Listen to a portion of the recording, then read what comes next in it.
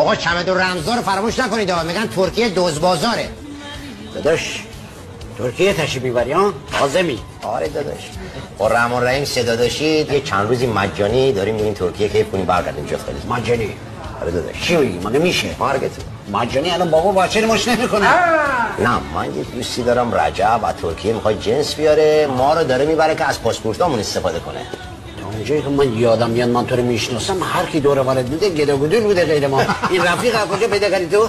اتفاقا به من گفت هرچی فک فامیلم داری جمع کن بیار. بدبختی یکی دور و بر ما نبود من بگم این بگم. ما می وسط بوق بودی. داداش تو اسیر زن و زندگی و بچه هستی. الکی میگفتم تو رو هوایی میکردم و الا کی لایق‌تر و شایسته‌تر جز تو برای این سفر. اینه برای من نگو داداش، این صحبت با من نکن. بگو نقی جان من روزای خوب روزای خوشی یاد تو نیستم، روزای سخت رو به یاد میارم. آخ نگیستم کش تو چرا با همین اینجوری هستی؟ همه با تو اینجوری هستن. داداش چرا علکی شلوغش میکنی؟ تو هر موقع اراده کنی من میگم اسم تو رو با خودم بیا بریم. نه دست در نکنه. شما برو لب دریا اونجا سیاه شو، ما سیاه خدایی هستیم. هر فیس کنی تا از باغ بکش بیرون بابا جون من. 50 نفر برای من پاسپورت بردن. میخوای همشون رو امشی کنم یا سرتاره ببرم؟ نه من یکی دوتا نیستیم، ما پدر من است، بچه من است. یه استادیوم 100,000 نفری باش من همه رو امشی میکنم تره میبرم. دروغ.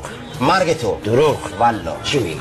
جان داداش تو فقط به من اوکی. من نوکرت هستم. اوکی؟ اوکی. اوکی.